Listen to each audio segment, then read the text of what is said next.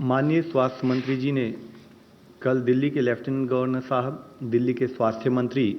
और दिल्ली में स्थित सभी हॉस्पिटल्स के सुपरिटेंडेंट के साथ एक वीडियो कॉन्फ्रेंस के जरिए बातचीत की, जिसमें उन्होंने हॉस्पिटल से क्रिटिकल नॉन कोविड पेशेंट्स को इक्वल कंपैशन के साथ अटेंड करने के बारे में बताया। उन्होंने कहा कि हॉस्पिटल्स को वॉलंटरी ब्लड डोनर्स को बढ़ावा देते हुए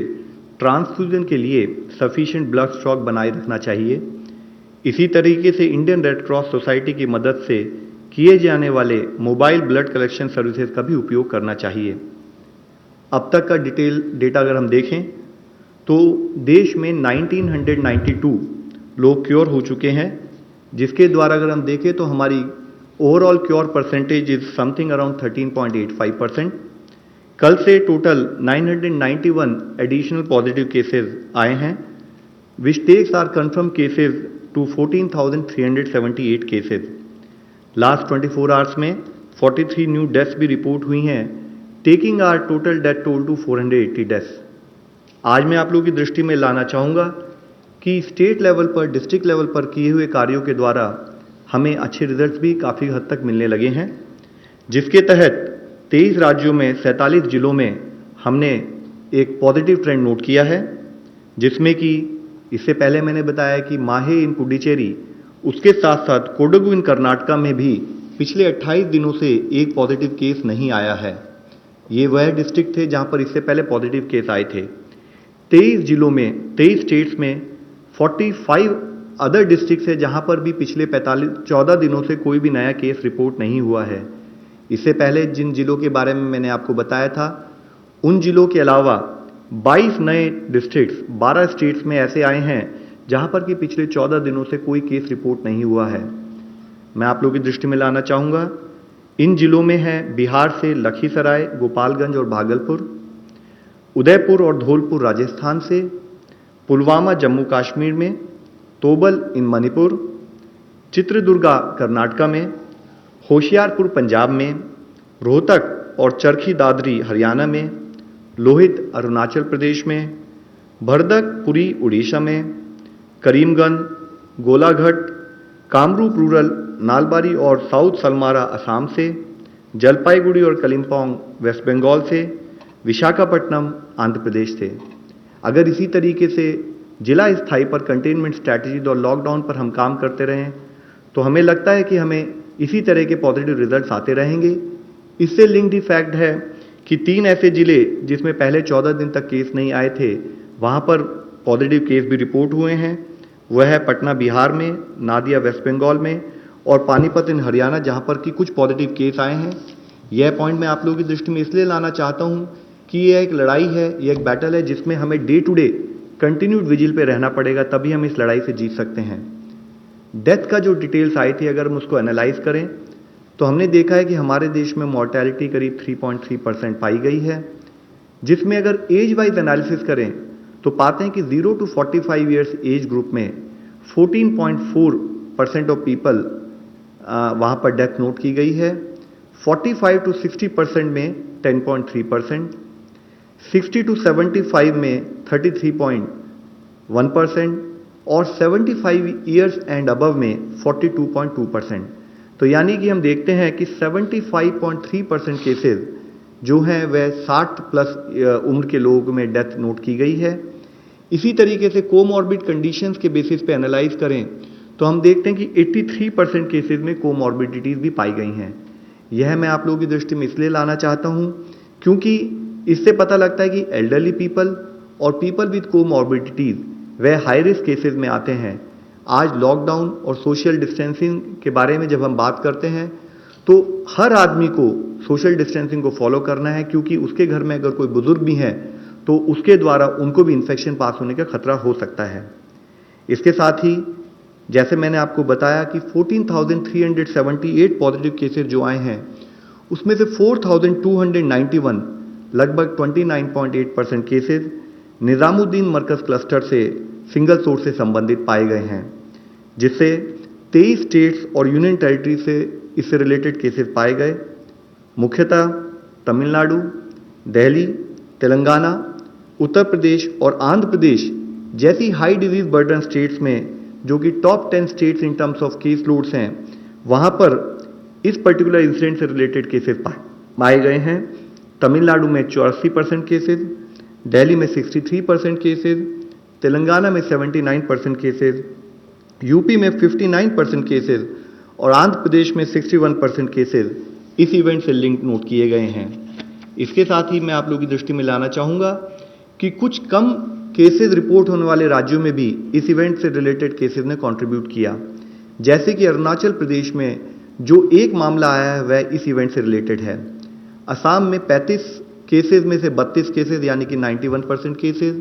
अंडमान निकोबार में 12 में से 10 केसेस यानी कि 83% केसेस का सेम लिंक पाया गया। इस इवेंट को मैं आप लोगों की दृष्टि में इसलिए लाना चाहता हूं कि सरकार की सलाह के अनुसार लॉकडाउन और सोशल डिस्टेंसिंग अगर कोई एक भी व्यक्ति पालन नहीं करता है, उसके पालन ना करने से देश के लिए कॉन्सिक्वेंसेस होते हैं। हमें सबको मिलकर यह इंश्योर करना है, हमें सबको मिलकर यह प्रयत्न करना है कि हम सोशल डिस्टेंसिंग से संबंधित दिशा निर्देशों का पालन करें, डिजीज मैनेज करने के लिए लॉकडाउन से संबंधित डूज एंड डोंट्स को फॉलो करें। इसके साथ ही टेस्टिंग मेथोडोलॉजी के केयरफुल रिव्यू करने के बाद आईसीएमआर ने नेशनल टेस्ट टास्क फोर्स की एडवाइस के तहत एक नया दिशा निर्देश जारी किया है, जिसको मैं आप लोगों की दृष्टि में लाना चाहूँगा।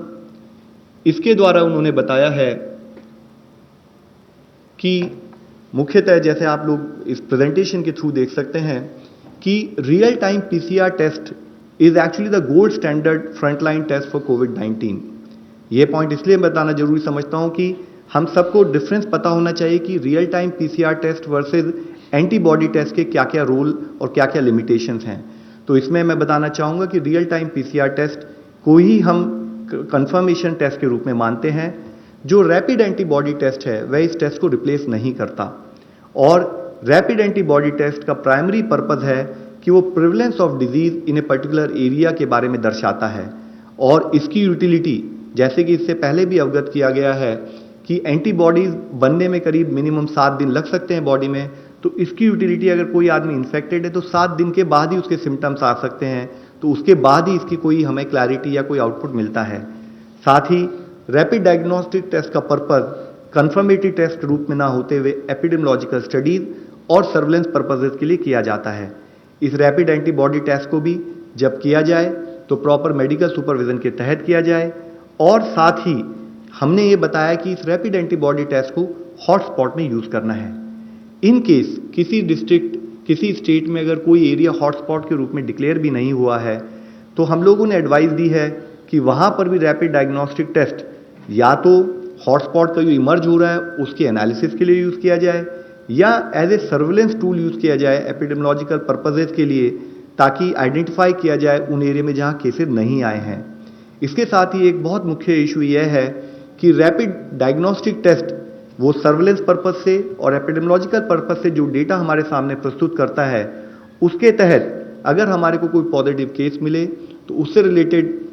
हमें कॉन्टैक्ट ट्रेसिंग और फॉलोअप के लिए जरूरी है कि वह टेस्ट की डिटेल भी ऑनलाइन पद्धति से स्टेट लेवल पर, डिस्ट्रिक्ट लेवल पर और साथ ही नेशनल लेवल पर पहुंचे, जिसके तहत हमने आदेश ये दिए हैं कि जो भी रैपिड डायग्नोस्टिक टेस्ट करें वह भी covid19cc.nic.in/ICMR इस पोर्टल पर अपने आप को रजिस्टर करके उसके बाद ही इन टेस्ट का इस्तेमाल करें, ताकि इसके द्वारा मिली हुई इंफॉर्मेशन को हम इस्तेमाल कर सकें। साथ ही देश की टेस्टिंग स्ट्रैटेजी में आप लोगों की दृष्टि में लाना चाहूँगा। इसमें जो बताया गया है कि चाहे वो पीसीआर टेस्ट हो, चाहे वो point of care rapid diagnostic test हो, इनको किस किस लोगों के ऊपर करना है। इसमें मुख्यतः सिम्टोमेटिक इंडिविजुअल्स जिनकी कोई ट्रैवल हिस्ट्री हो, एसिम्टोमेटिक कॉन्टैक्ट्स जो कोई लैब कंफर्म केस के सिम्टोमेटिक कॉन्टैक्ट्स हो उनका टेस्ट होना चाहिए। इसी तरह कोई हेल्थ केयर वर्कर जो सिम्टोमेटिक हो उसका टेस्ट होना चाहिए। साथ ही कोई सीवियर एक्यूट रेस्पिरेटरी इलनेस से अगर कोई पेशेंट हो जो किसी फैसिलिटी में जाता है, उसको अगर कोई फीवर, कफ या शॉर्टनेस ऑफ ब्रेथ हो उसकी टेस्टिंग होनी चाहिए। और एसिम्टोमेटिक यानी कि जिसके कोई सिम्टम नहीं है उसका तब टेस्ट करना चाहिए जबकि या तो किसी हाई रिस्क कंफर्म्ड केस का डायरेक्ट कांटेक्ट हो, और उसकी भी टेस्टिंग तब करनी चाहिए 5वें दिन और 14वें दिन जब वो कांटेक्ट में आया हो, ताकि उसके बेसिस पे हम क्लैरिटी ले सकें कि अगर कोई कंफर्मेटरी टेस्ट है नहीं है। इसके साथ ही अगर एक एल्गोरिथम के रूप में हम देखें कि एडिशनल अगर कोई हॉटस्पॉट एरिया में हम कोई टेस्टिंग करते हैं तो हमारा प्रयत्न ये होगा कि हॉटस्पॉट एरिया में भी जो किसी की अगर फीवर, कोल्ड और कफ के सिम्टम्स हों तो अगर 7 दिन से पहले अगर उस आदमी को ऐसे सिम्टम हों तो हम RT-PCR टेस्ट के द्वारा उसको आइडेंटिफाई करें। अगर पॉजिटिव है तो उसे कंफर्म केस मानकर एक्शन प्लान के तहत कार्य करें, नेगेटिव है तो भी उसे ससेप्टेबल मान के हम उसको मॉनिटर करें। इसी के साथ ही अगर कोई केस जिसको ये सिम्टम है फीवर, कफ और कोल्ड के, तो अगर उसको 7 दिन से ज़्यादा हो चुके हैं इन सिम्टम्स के साथ, तब हम उस केस में रैपिड एंटीबॉडी टेस्ट का इस्तेमाल कर सकते हैं और अगर वो पॉजिटिव आए तो उसको क्वारंटाइन रखें और साथ में उससे रिलेटेड कॉन्टैक्ट ट्रेसिंग का कार्य शुरू करें। इसके साथ ही अगर वो नेगेटिव आए तो क्योंकि इससे 100% कंफर्मेशन उस टाइम तक नहीं मिला तो भी इसको 14 दिन यानी कि 7+7 उस दिनों तक मॉनिटर करें और अगर कोई क्लिनिकल सस्पिशन हो क्लिनिशियन के लेवल पर एनालिसिस करके जरूरत पड़े तो PCR टेस्ट भी करें। साथ ही जैसे हमने कल डिस्कस किया था, आज जो भी हमारे रिजल्ट आ रहे हैं उनके पीछे मुख्यतः फील्ड लेवल पर जो हमारे कोविड के जो योद्धा हैं, कोविड के जो कंसर्न एम्प्लॉयज़ हैं जो मिलके काम कर रहे हैं, उसी का रिजल्ट हम लोग देख पा रहे हैं। इससे पहले हम लोगों ने आगरा और दिल्ली और एम्स वगैरह के बारे में बात की थी कि कैसे कोविड डेडिकेटेड हॉस्पिटल बनाए जा रहे हैं। आज मैं आप लोगों की दृष्टि में लाना चाहूँगा कि कैसे केरला का एक जिला कासरगोड में इस तरीके से कंटिन्यूड एफर्ट करते हुए जो हमारी क्लस्टर कंटेनमेंट स्ट्रैटेजीज़ हैं उनको इस्तेमाल करते हुए कैसे अच्छे रिजल्ट हमें दिखाई दे रहे हैं। उसके तहत अगर आप देखें तो इस जिले में 168 टोटल पॉजिटिव केसेस आए, जिसमें से 113 केस 113 केस ऑलरेडी क्योर हो चुके हैं। और सबसे पॉजिटिव बात है क्लिनिकल मैनेजमेंट पर फोकस करते हुए जिले में एक भी डेथ रिपोर्ट नहीं हुई है। आज 55 एक्टिव केसेस है जिनको भी प्रॉपरली क्लिनिकली मॉनिटर किया जा रहा है। साथ ही अगर आप देखें इन टर्म्स ऑफ इसके क्या चैलेंजेस थे जिले के, तो वहां पर अब्रॉड पॉपुलेशन अराउंड 15.38% थी। थर्ड केस जो इंडिया में रिपोर्ट हुआ उसकी चाइना से ट्रैवल हिस्ट्री थी, उसको जिले में कंटेन किया गया, मॉनिटर किया गया। सेकेंड वेव जब 16 मार्च से वेस्ट एशिया से जो इस जिले के रहने वाले लोग लौटे तो उसकी वजह से सडन स्पर्ट इन केसेस वहां पर नोट किया गया। काफ़ी चैलेंजेस थे। चैलेंजेस के रूप में देखें तो एक बॉर्डर डिस्ट्रिक्ट था, स्टेट कैपिटल से दूर था, जोग्राफिकली डिस्टेंट था मेजर टाउन से, साथ में इतने सारे लोग एन मास जब लौटे विदेशों से जो एक्सपैट्रिएट, तो वो किसी एयरपोर्ट पर आए, किसी एयरपोर्ट से डिफरेंट मेथोडोलॉजी से ट्रैवल करके रेल से, रोड से वो जिले में पहुंचे, तो उससे संबंधित कॉन्टैक्ट ट्रेसिंग उन सब केसेस में एक बहुत बड़ा चैलेंज भी था। इसके साथ ही अगर हम देखें कि क्या स्ट्रैटेजिक अप्रोच जिले ने ली, तो सबसे पहले स्टेट गवर्नमेंट की तरफ से एक सीनियर ऑफिसर को वहां पर स्पेशल ऑफिसर के रूप में अपॉइंट किया गया ताकि वो जिला एडमिनिस्ट्रेशन के साथ जिले के जितने भी विभिन्न अंग हैं उनको कोऑर्डिनेट करके उनके साथ काम कर सके। उन्होंने लैब के ऊपर फोकस किया, उन्होंने हॉस्पिटल बनाने पर फोकस किया और उसके रूप में देखें तो जैसे कि हमारा क्लस्टर कंटेनमेंट स्ट्रैटेजी है तो उन्होंने उससे संबंधित इंसिडेंट कमांडर्स बनाए, होम क्वारंटाइन किया उन लोगों को जिनकी ट्रैवल हिस्ट्री थी। साथ ही एक सोशल डिस्टेंसिंग के ऊपर एक IEC कैंपेन जिले में लॉन्च की गई जिसको ब्रेक द चेन नाम दिया गया। सारे जितने भी हमारे क्लस्टर के रेड कलर में जो हमने कंटेनमेंट जोन बनाई उनको आइडेंटिफाई किया गया। ड्रोन का इस्तेमाल किया गया टेक्नोलॉजी के रूप में, 7 ड्रोन को एम्प्लॉय करके सर्वेलेंस के लिए यूज़ किया गया और जितने भी होम क्वारंटाइन के केसेस थे उनको जियो स्पेशल मेथोडोलॉजी की तरह से ट्रैक कर गया ताकि लोग होम क्वारंटाइन को फॉलो कर रहे हैं नहीं कर रहे हैं। इन सब चीज़ों को करते हुए इसेंशियल कमोडिटीज़ की किसी भी तरह से कमी ना हो उसके ऊपर भी जिला लेवल पर फोकस किया गया। इसके साथ ही अगर आप देखें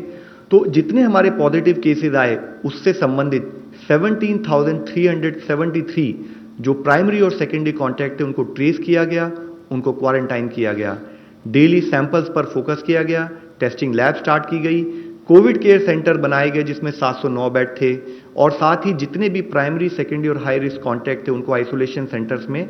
ले जाकर उनको प्रॉपर्ली मॉनिटर किया गया।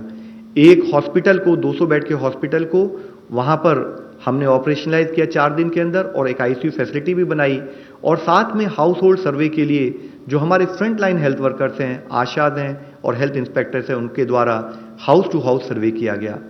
एक केयर फॉर कासरगोड इनिशिएटिव के नाम पर सोशल वेलफेयर रिलेटेड एक्टिविटीज़ उसमें कोई दिक्कत ना हो उसके ऊपर भी कार्य किया गया। फ्री फूड किट्स प्रोवाइड की गई पुअर और माइग्रेंट वर्कर्स को। ब्लैक मार्केटिंग, होर्डिंग और प्राइस राइज को मॉनिटर किया गया। साथ में शेल्टर होम और कम्युनिटी किचन्स के द्वारा वहां पर इंश्योर किया गया जो पुअर और डेस्टिट्यूट हैं उनको किसी तरह की परेशानी का सामना ना करना पड़े। इसके साथ ही हेल्थ चेकअप किया गया जितने भी माइग्रेंट और डेस्टिट्यूट से ऑल्टरनेट डे, ताकि उनकी हेल्थ को भी मॉनिटर किया जा सके। जो मेजर एफर्ट रहा वह यह रहा कि जो भी प्राइमरी सेकेंडरी कॉन्टैक्ट्स हैं या हाई रिस्क केसेस हैं, जैसे कि 60 साल एंड अबव, उनको स्ट्रेट अवे क्वारंटाइन करके आइसोलेशन सेंटर्स में ले जाया गया ताकि उनको इफेक्टिव मॉनिटर किया जा सके। 100% हाउस होल्ड सर्वे किए गए ताकि सिम्टम्स मॉनिटर किए जा सकें। इसेंशियल कमोडिटीज एक बहुत मेजर इंटरवेंशन रहा और साथ में इफेक्टिव अवेयरनेस कैंपेन जो भी कार्य किया गया वह कम्युनिटी को मिलाकर, कम्युनिटी को जोड़कर किया गया। और मैं आप लोगों को आखिर में यही बताना चाहूँगा कि we really got to know, we got very positive results कि जब लोग ट्रीटमेंट के बाद, क्योर होने के बाद वो अपने घर लौटे। मैं आप लोगों से अंत में यही रिक्वेस्ट करना चाहूँगा, ये एक हमारी कंटिन्यूड बैटल है, इसमें हम सब लोगों को मिलकर काम करना है, सब लोगों को सपोर्ट करना है। यह समस्त सरकार, संपूर्ण समाज, सब लोगों को मिलकर करने वाला एक उद्यम है जिसमें हमें कोई भी आदमी, किसी का भी ऐसा ना हो कि हमें सपोर्ट ना मिले, हमें सबका सपोर्ट मिले और हम इस बैटल में जीत के इस देश की तरफ से एक सक्सेसफुल एग्जाम्पल दुनिया के सामने रखें। धन्यवाद।